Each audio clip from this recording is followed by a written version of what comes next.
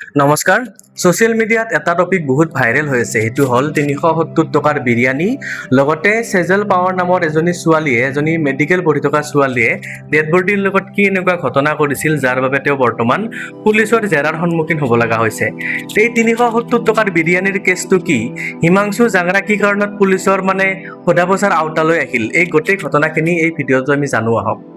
আজিৰ ভিডিঅ'ৰ টপিকটো হৈছে ডাৰ্ক কমেডি আমাৰ সমাজত যোৱাটো দশকত ডাৰ্ক কমেডি হিউমাৰাছ কমেডি বুলি কয় কিছুমানে ষ্টেণ্ড আপ কমেডি বুলি কয় এই বস্তুটো বহুতখিনি ৰাইজ হৈছে বহুত উত্থান হৈছে অকল অসম বুলিয়ে নহয় গোটেই ইণ্ডিয়াতে মানুহে ষ্টেণ্ড আপ কমেডিটো বহুত পছন্দ কৰা হৈছে মোৰ এতিয়াও মনত পৰে যেতিয়া মই সৰু আছিলোঁ আমাৰ ওচৰে পাজৰে যেতিয়া ফাংচন হৈছিল সেই ফাংচনৰ সময়ত কি হৈছিল মেইন ছিংগাৰ ষ্টেজত উঠাৰ আগে আগে কিছুমান কৌতুক অভিনেতা নিমন্ত্ৰণ কৰা হৈছিল আৰু কৌতুক অভিনেতাই দৰ্শকৰ মনোৰঞ্জন কৰাৰ কাৰণে গায়কজন আহি পোৱালৈকে যাতে বৰ হৈ নাযায় কিবা কিবি খুহুতীয়া কথা কৈ কিছুমান সেন্স অফ হিউমাৰ থকা কথা কৈ পেলাই মানুহক মনোৰঞ্জন দি পেলাই ৰাখিছিল এতিয়া কথাটো হ'ল কি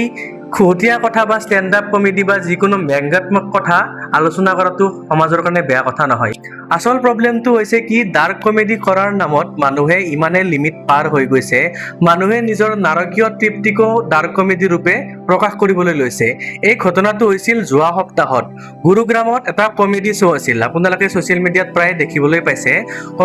কমেডিয়ানজনৰ নাম হৈছে প্ৰণীত মোৰে আপুনি স্ক্ৰল কৰিলে বা টাইপ কৰিলে ইউটিউবত পাই যাব প্ৰণীত মোৰে সচৰাচৰ কি কৰে দৰ্শকবিলাকক কিবা কিবি সোধে প্ৰশ্ন তই ক'ৰ পৰা আহিছা ক'ত ঘৰ কি কাম কৰা গাৰ্লফ্ৰেণ্ড আছে কি নাই যিকোনো কথাতে কিছুমান ডাৰ্ক এলিমেণ্ট এড কৰি পেলাই গোটেই শ্ব'টো একদম জমনি কৰিবলৈ ট্ৰাই কৰে ফ'ৰ্চফুলি কমেডি কৰিবলৈ ট্ৰাই কৰে বুলি আপুনি ক'ব পাৰে আপুনি কমেণ্ট ছেকশ্যন গৈ পেলাই চাব এই ভিডিঅ'টো শেষ হোৱাৰ পিছত প্ৰণীত মোৰেৰ যিকোনো এটা ৰিলৰ কমেণ্ট ছেকশ্যন চাই পাব আপুনি তাতে কি লিখা থাকে যে মই যোৱা 3 দিন হাঁহ নাছিলোঁ আজি 4 দিন হ'ল তাৰ কথাত আপুনি কোনো ধৰণৰ জমনি বিচাৰি নাপায় কোনো ধৰণৰ খুহুতীয়া কথা হিউমাৰাছ কথা বিচাৰি নাপায় আপুনি কি বিচাৰি পাব কোনোবাই কাবাক ইনচাল্ট কৰা যিকোনো ডাৰ্ক এলিমেণ্ট থকা কমেডি আপুনি বিচাৰিব যোৱা সপ্তাহত কি হ'ল প্ৰণীত মোৰৰ এই কমেডি শ্ব' এটাত দুজন দৰ্শকে কথা কৈছিল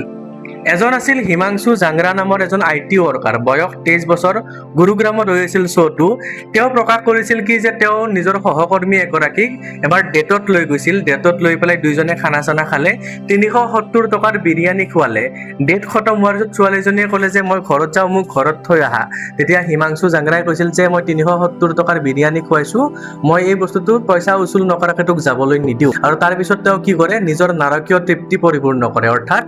আন্ধাৰৰ সুযোগ লৈ পেলাই ছোৱালীজনীক শাৰীৰিকভাৱে পাৰ্কত অপদস্থ কৰে আৰু যিটো কথা শুনি চবতকৈ ভয় লগা কথাটো হ'ল যিখিনি দৰ্শক প্ৰণীত মোৰেৰ সেই কমেডি শ্ব'টোত বহি আছিল চবে কিন্তু একদম পুৰা হাঁহি মাৰি পেলাই ব্যংগাত্মক কথাৰূপে চবে একচেপ্ট কৰি লয় যিটো আপুনি যদি ভালকে ভাবি চাই একেবাৰে নৰ্মেল নহয় কিন্তু সাধাৰণ ব্ৰেইনৰ মানুহ এটা নৰ্মেল অৱস্থাত থকা মানুহ এটাই ছোৱালী এজনীৰ মলেষ্টেশ্যন হোৱাটোক লৈ পেলাই কেতিয়াও কমেডি বিচাৰি নাপায় সেই কমেডি শ্ব'ত আৰু এগৰাকী ছোৱালী আহিছিল নাম আছিল সেজল পাৱাৰ আছিল মেডিকেলৰ ষ্টুডেণ্ট তাই কৈছিল কি যে তাই এনাটমি ডিপাৰ্টমেণ্টত যেতিয়া প্ৰেক্টিকেল কৰি থাকে য'ত মানুহৰ শৰীৰৰ বিভিন্ন বস্তুৰ অংগ প্ৰত্যংগক লৈ পেলাই অধ্যয়ন কৰা হয় তেতিয়া ডেড বডিবিলাক যেতিয়া আহে সেই ডেড বডিবিলাকৰ প্ৰাইভেট পাৰ্ট চেক কৰে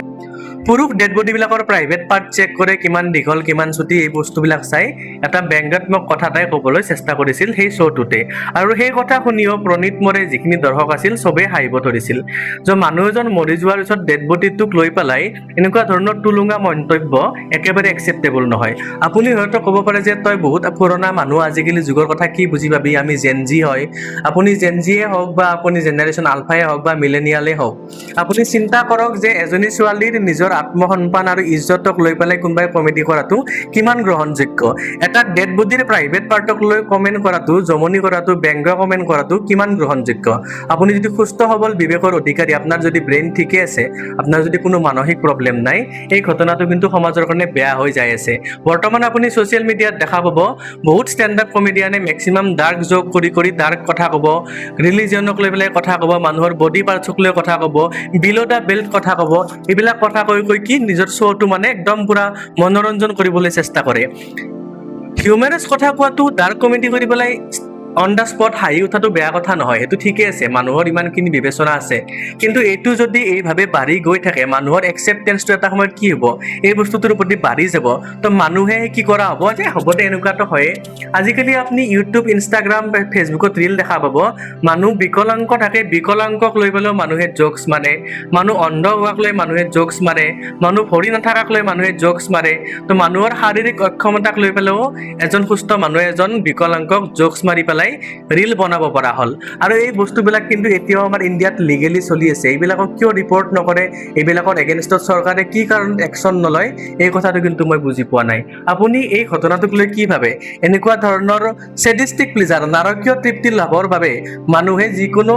ইনচাল্ট কৰা, অপদস্থ কৰা, ফিজিকেলি মলেষ্টেশ্যন কৰা, এই গোটেই ঘটনাবিলাকক কমেডি ৰূপে উপস্থাপন কৰি নিজে সাৰি যাব খোজে। এই ঘটনাটো আপুনি সমৰ্থন কৰে নে নকৰে কমেণ্ট বক্সত জনাব। যদি এই ঘটনাটো কণ্টিনিউ হৈ থাকে, তেনেহ'লে আপকামিং জেনেৰেশ্যন, আহি থকা প্ৰজন্মই এই ঘটনাটো যদি সৰুৰ পৰাই দেখি থাকে, তেনেহ'লে এই বস্তুটোক তাহাঁতে নৰ্মেল বুলি ধৰি লোৱা হ'ব। আৰু তেওঁলোকেও কি মানে মানুহৰ প্ৰতি যিটো মিউচুৱেল ৰেচপেক্ট, পৰস্পৰক সন্মান কৰিব লাগে, ডাঙৰক সন্মান কৰিব লাগে, সৰুক মৰম কৰিব লাগে,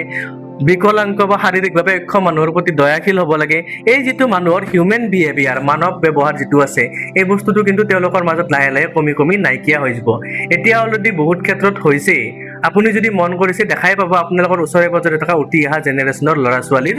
বেছিভাগৰে কিন্তু এই বস্তুটো অলৰেডি মনত গঢ়ি উঠিছে। গতিকে এইটো এটা সমাজৰ কাৰণে চিন্তনীয় বিষয়। ডাৰ্ক কমেডি নিজে এটা বেয়া বস্তু নহয়, কিন্তু তাক লৈ পেলাই এটা লিমিটেশ্যন থাকিব লাগে। তাক যদি লিমিটৰ বাহিৰত গৈ পেলাই ইমানেই নৰ্মেলাইজ কৰি দিয়া হয় যে মানুহে নিজৰ সামাজিক দায়বদ্ধতা, মানৱতা বা মিউচুৱেল ৰেচপেক্টৰ কথা পাহৰি পেলাই অকল ডাৰ্ক কমেডিৰ আওতা লৈ পেলাই যিকোনো অভিপ্ৰায় পূৰণ কৰিব পাৰে। এনেকুৱা নহ'বৰ বাবে আপুনি আৰু মই প্ৰচেষ্টা ল'ব পাৰোঁ। এনেকুৱা ভিডিঅ' দেখা পালে ৰিপৰ্ট কৰি দিয়ক, এনেকুৱা কোনোবা চেনেল দেখা পালে ৰিপৰ্ট কৰি দিয়ক, শ্বেয়াৰ নকৰিব আৰু তাক স্কিপ কৰি দিয়ক, তাক ৰিটছ নিদিব। যদি আপুনি ৰিটছ দিয়ে তেনেহ'লে এই বস্তুত বেছি মানুহৰ মাজত যাব, আৰু বেছি মানুহৰ মাজত গ'লে আপোনাৰ দৰে কিন্তু সকলোৱে বুদ্ধিবান নহয়, কিছুমান মানুহৰ ব্ৰেইন ৱাছ হৈ পেলাই বেয়া কথাটোকে নৰ্মেল বুলি একচেপ্ট কৰি ল'ব। গতিকে আজিৰ ভিডিঅ'টোত ইমানেই আছিল। মোৰ আপোনালোকলৈ অনুৰোধ, আপোনালোকে যদি সুস্থভাৱে এই কথাটো বিবেচনা কৰি যদি মোৰ লগত সন্মতি ৰাখিছে, তেনেহ'লে এই ভিডিঅ'টো শ্বেয়াৰ কৰক, লাইক কৰক, চেনেলটো ছাবস্ক্ৰাইব কৰি দিয়ক। নতুন চেনেল, পুনৰ এটি নতুন ভিডিঅ'ত লগ পোৱাৰ আশাৰে ধন্যবাদ।